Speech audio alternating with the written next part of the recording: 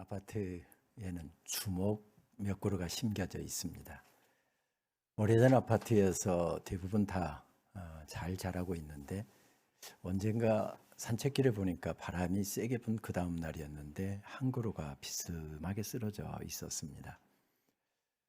산책하다가 버려진 그 버팀목 하는 강목을 눈에 띄길래 그걸 주워다가 제 안에 오지랖도 참 넓다 하는 핍박을 받으면서도 집에서 끈을 가져다가 그걸 반대편으로 세우고 또 버팀목을 대주었습니다. 그리고 꼭꼭 밟아주면서 잘 자라라 했는데 며칠 후에 바람이 또 세게 분 날이 있었는데 나가보니까 반대편으로 쓰러져 있었습니다. 버팀목이라고 하는 것은 원래 세 개를 받쳐줘야 되는데 한쪽만 받쳐줬기 때문에 반대로 쓰러진 것 같습니다. 산책하면서 보았지만 버팀목 할 것이 없어서 며칠 그렇게 지났습니다. 어느 날 나가보니까 아예 아파트 관리소 직원이 그런 것 같아요. 그 나무를 파내버렸더군요.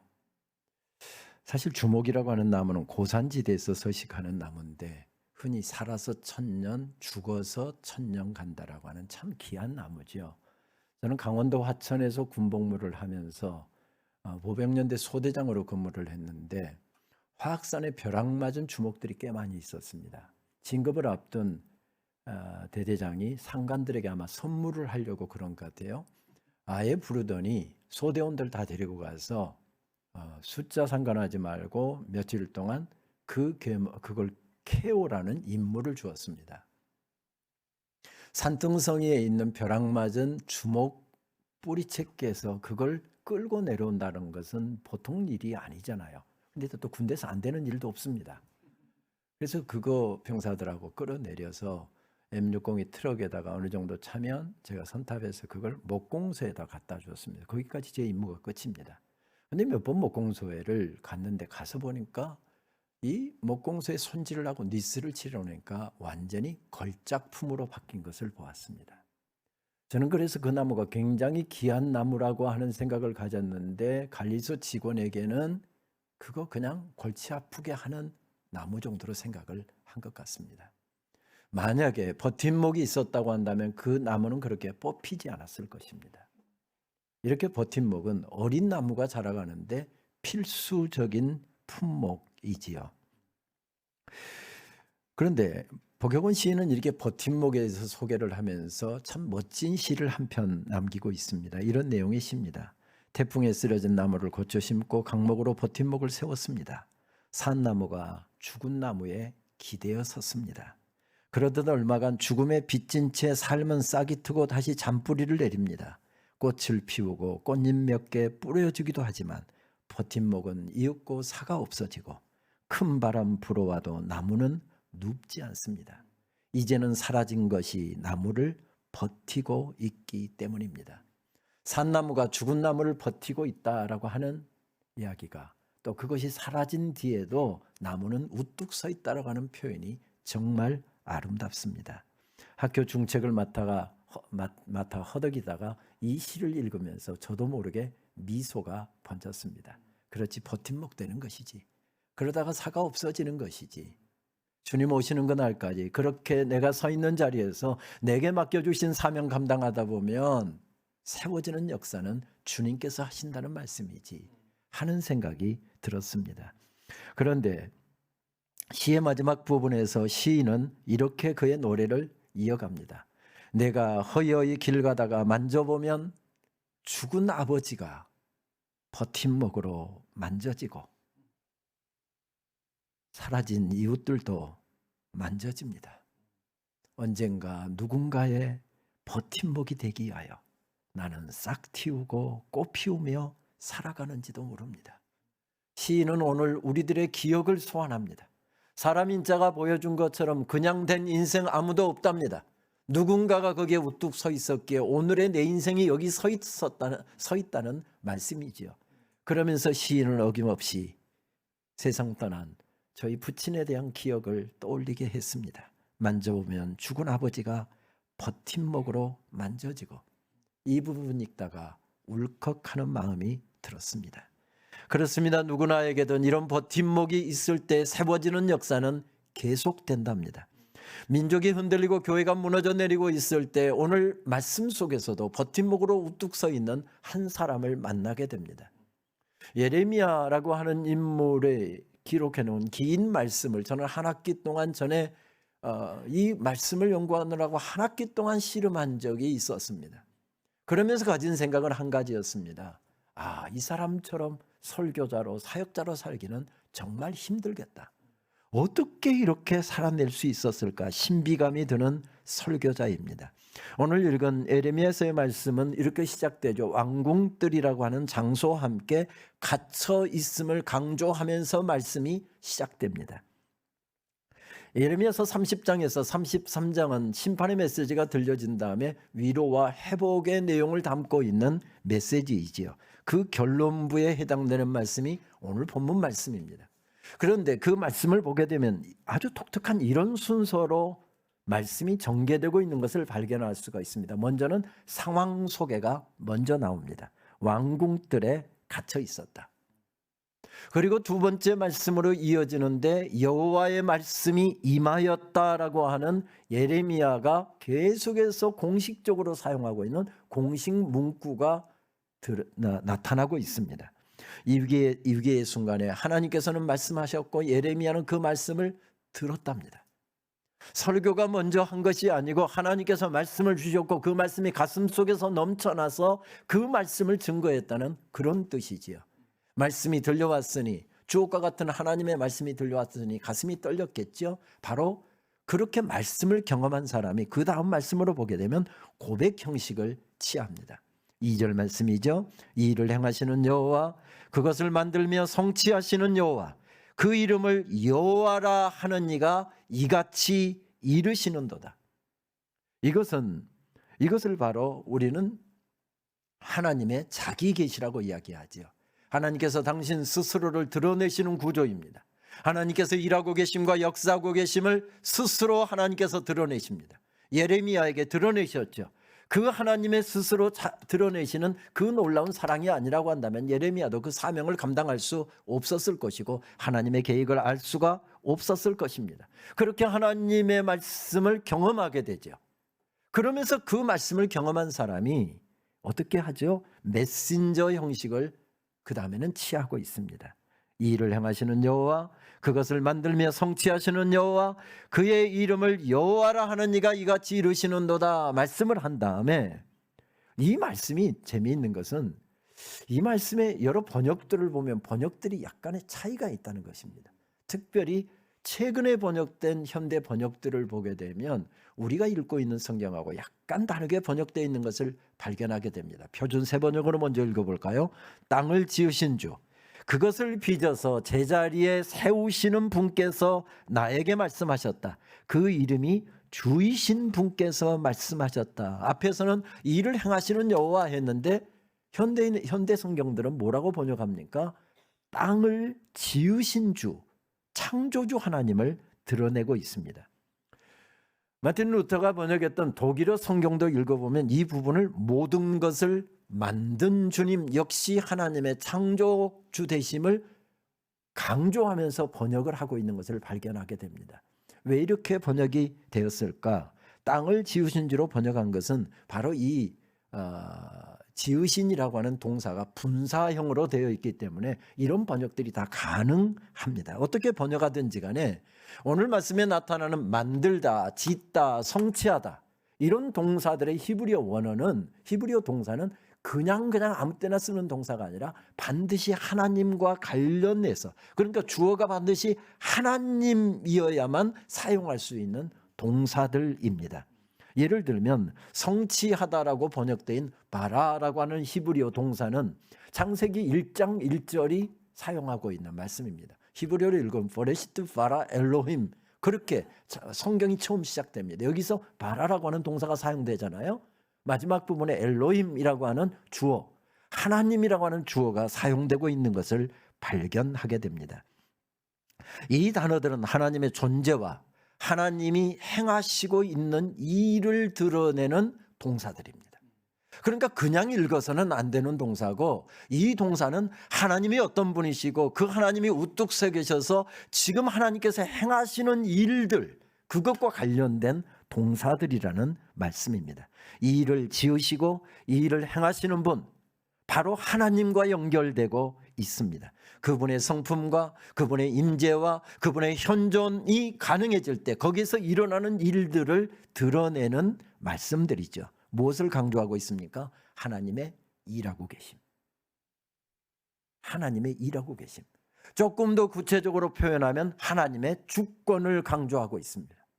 우리 인생을 세우시는 하나님의 주권, 우리의 인생을 지키시는 하나님의 주권, 모든 것을 가능케 하시는 하나님의 주권, 그 주권을 강조하는 기법으로 되어 있습니다. 하나님이 대장이시라는 뜻이지요. 하나님이 세워지면 세워지고, 하나님이 높여주시면 높여지고, 하나님이 지켜주시면 지켜진다라고 하는 그런 표현이지요. 그러면서 이 말씀은 3절로 확대되고 있습니다. 너는 내게 부르짖으라. 내가 내게 응답하겠고 내가 알지 못하는 크고 비밀한 일을 내게 보이리라 하는 말씀입니다. 앞에 말씀들이 하나님이 세우신다, 하나님이 너를 지탱하고 계신다, 버팀목 되시고 우리 인생의 모든 것에 생사화복을 주장하시는 하나님의 주권을 강조했다고 한다면 3절 말씀은 누군가가 서 있을 때 하나님의 역사가 확대된다는 사실을 강조하는 기법으로 사용하고 있습니다. 특별히 여기서 두 가지 동사에 주목할 필요가 있을 것 같습니다. 부르짖으라라고 하는 히브리어 동사는 주권자이신 하나님을 인정하고 그분의 일하심을 알기에 하나님 도와주십시오. 하나님 없이는 우리는 아무것도 할 수 없습니다. 간절한 마음으로 하나님 앞에 부르짖는다라고 하는 뜻이 바로 이 카라라고 하는 히브리어 동사입니다. 하나님의 주권을 인정해서 그분의 도우심을 구하는 이런 사람이 있을 때 하나님께서 일하시는 것이 구체화된다. 응답하시겠고. 무슨 말씀이죠? 하나님께서 일하시는 분인데 하나님께서는 누군가의 일꾼을 통해서 이런 역사를 일으키신다. 그래서 버팀목 되시는 하나님께서 예레미야 내가 버팀목이 되어라. 이런 말씀의 구조로 되어 있습니다. 세우시는 하나님을 찾고 그 하나님을 의지하고 그 하나님께 기도하고 그 하나님 앞에 탄원하고 그렇게 할 때 하나님의 역사가 가정 속에도 교회 속에도 지금 나라가 망하고 교회가 무너져 내리고 자기는 감옥에 갇혀 있지만 그런 사람이 서 있을 때 세워지는 역사는 계속된다는 그런 말씀입니다.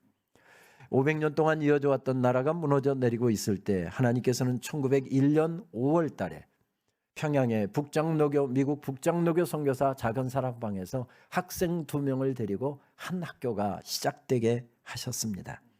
그로부터 6년 후에 1907년 6월 20일에 그 학교는 1회 졸업생을 배출하지요. 이름하여 길선주, 양전백, 서경조, 한석진, 송인서, 방기창, 이기풍, 우리 교단의 최초의 목사님들이자 한국교회 최초의 목사들이었습니다.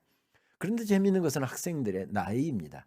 38살짜리가 1명, 40살짜리가 3명, 41살짜리 1명, 58살짜리도 1명이 있었습니다. 왜 나이가 중요한가 하면 그때 한국 남자의 평균 수명이 만 40세였습니다. 그러면 한 2년이라도 썸먹을 수 있는 효용 가치가 있는 사람은 딱 한 사람밖에 없습니다.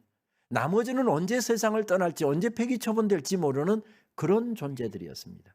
이런 사람들을 데리고 어떤 대단한 역사를 이룰 수가 있을까요? 없을 것입니다. 그런데 이 사람들이 어린 교회로 흩어지고 어린 교회를 가슴에 품고 어린 성도들을 가슴에 품고 버팀목의 역할을 감당했을 때 한국교회는 놀라운 부흥의 역사를 경험합니다. 어쩌면 선교 2000년 역사 가운데 가장 놀라운 부흥을 경험한 그런 교회, 그런 민족이 되었습니다. 그게 우리 민족입니다. 척박한 땅, 그곳에 우뚝 세워졌지만 아무래도 버팀목이 되었던 초기에는 선교사들이 있었고 미국과 캐나다와 호주의 성도들이 먹을 것 먹지 않고 가고 싶은 것 가지 않으면서 헌금을 모아서 조선 땅에 교회를 세우고 하나님의 일꾼들을 양육하는 일들을 위해서 헌금을 모아 보내는 이런 버팀목들이 있을 때 이런 역사가 가능해졌습니다. 버팀목을 세우는 사명을 감당하는 이 작은 학교는 거센 비바람에 흔들리고 마치 쓰러지기 직전 기울어진 상태로 무너져 내리고 있었습니다. 가장 대표적인 것이 1930년대 후반의 신사참배의 이업이었죠. 하나님만이 왕이시고 하나님만이 우리의 예배의 대상인데 800만 잡신들을 세워놓고 그곳에 절을 하라고 하니 당연히 절을 할 수가 없었습니다. 그런데 생명의 이업을 느낀 노예가 결정하고 총회가 결정할 때 결국은 1938년 8월 20일에 교수회의는 긴급 교수회가 열려서 학교를 당분간 폐교하기로 작정을 합니다. 우상 숭배를 하느니 차라리 학교 문을 닫는 게 낫다. 그리고 선교사들은 학생들이 있는 동네로 마을로 시골로 찾아가서 찾아가면서 신학교육을 계속했습니다. 그리고 7년 후에 해방이 되면서 학교가 다시 문을 열었죠.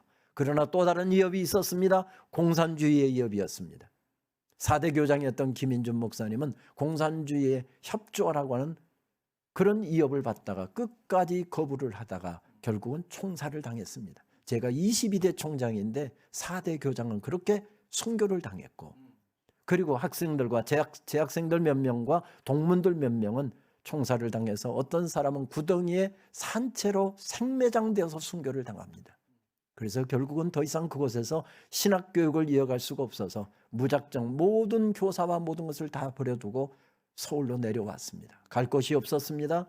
적산가옥들 힘 있는 사람들이 대부분 차지했는데 800만 잡신을 모시고 있는 신궁, 거기는 누가 근접한 사람이 없어서 남산에 지금 어린이회관 그 옆부분에 있는 신궁터에서 정부의 허락을 받아서 신학교육을 이어갔습니다. 그리고 6.25가 터졌죠.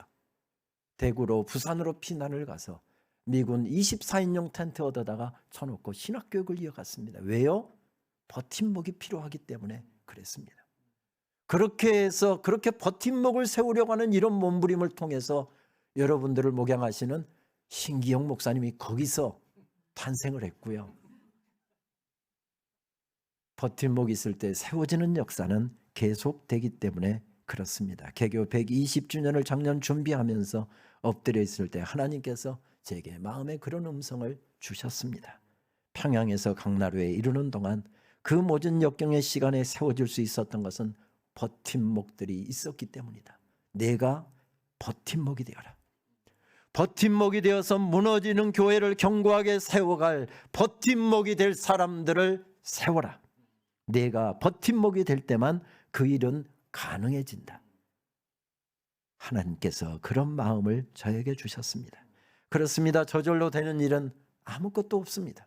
특별히 하나님의 역사는 저절로 하늘에서 뚝 떨어지지 않습니다. 하나님께서 응답하실 수도 있고 무너진 교회와 민족을 세울 수도 있지만 반드시 예레미야가 있을 때만 세워지는 역사를 그곳에서 허락하셨습니다. 그래서 안도현 시인은 이렇게 노래합니다. 제비때가 날아오면 봄이라고 함부로 말하는 사람은, 봄은 남쪽 나라에서 온다고 철없이 노래 부르는 사람은, 때가 되면 봄은 저절로 온다고 창가에서 기다리는 사람은 이 들판에 나오너라. 여기 사는 흙 묻은 손들을 보아라. 영차 어기영차 끝끝내 놓치지 않고 움켜진 일하는 손들이 끌어당기는 봄을 보아라. 흙 묻은 손들이 있고 결코 포기하지 않는 믿음의 집념을 가지고 헌신하는 사람들이 있을 때 봄동산은 펼쳐진답니다. 어디에 눈길을 두어도 아름다운 가을을 살면서 나태주 시인은 그의 시 가운데서 이렇게 노래합니다. 가을이다 부디 아프지 마라. 1963년에 공주사범학교를 졸업하고 43년 동안 시골학교 교사로 전전하다가 마지막에 교장으로 승진이 되어서 장기초등학교, 공주의 장기초등학교 교장을 끝으로 불과 2, 3개월 후에 은퇴를 앞두고 있었습니다. 악성 췌장암이 발병했다고 하죠. 병원에 입원해서 생사의 갈림길에서 허덕이면서 6개월 동안 중환자실과 일반 병실을 오가며 그렇게 허덕여야 했습니다. 그렇게 아프고 보니 인생도 말이 아닙니다. 가정도 학교도 말이 아닙니다. 그래서 가을이다 부디 아프지 마라 이렇게 이야기한 것일 것입니다. 그런데 그의 시의 앞부분을 읽어보면 그것만이 전부는 아닌 것 같습니다. 어딘가 내가 모르는 곳에 보이지 않는 것처럼 묻고 있는 너 한 사람으로 하여 세상은 다시 한번 눈부신 아침이 되고 어딘가 내가 모르는 곳에 보이지 않는 풀잎처럼 숨쉬고 있는 나 한 사람으로 하여 세상은 다시 한번 고요한 저녁이 온다. 그러면서 이어가는 19가 가을이다. 부디 아프지 마라. 버팀목이 될 사람이 쓰러져 있으면 아름다운 계절은 펼쳐지지 않는다는 것이죠. 아름다운 가정, 아름다운 자녀, 아름다운 교회는 세워지지 않는다는 이야기지요. 그래서 부디 아프지 말랍니다. 버팀목이 쓰러지면, 사명자가 흔들리면, 교회가 무너져 내리면 세상은 희망을 찾을 수 없기에 부디 아프지 말랍니다. 이 사회 위기가 무엇입니까? 아무리 어려워도 교회가 영적으로 든든하게 서 있으면 문제가 되지 않을 것입니다. 그러나 교회가 흔들리고 있습니다. 이런 때에 우리는 새해를 맞습니다. 새해 아침 하나님 앞에 엎드려 있을 때 하나님께서 제게 주셨던 말씀을 여러분들에게도 축복의 말씀으로 전하면서 오늘 말씀을 맺고자 합니다. 시편 18편의 말씀입니다. 주님은 나를 강하게 하시는 하나님, 내가 주님을 사랑합니다. 하나님은 내가 발디딜 반석, 내가 거하는 성체, 나를 구해주시는 기사, 나 높은 바위산 내 하나님께 죽기 살기로 달려가 그 병풍 뒤에 숨고 그 든든한 바위 속에 몸을 감춘다. 조각난 내 삶을 다 맡겨드렸더니 하나님께서 온전하게 만들어 주셨다. 내 행실을 바로 잡았더니 새 출발을 허락해 주셨다. 나 이제 하나님의 도에 늘 정신을 바짝 차리고 하나님을 예사롭게 여기지 않으리라. 매일 그분이 일하시는 방식을 유심히 살펴보며 하나도 놓치지 않으려 애쓰리라. 다시 시작하는 마음으로 한 걸음 한 걸음 신중하게 내딛는다. 내 마음을 열어 보여드리니, 내 마음을 열어 보여드리니 하나님께서 내 인생 이야기를 다시 써주셨다. 하나님께서 내 인생 이야기를 다시 써주셨다.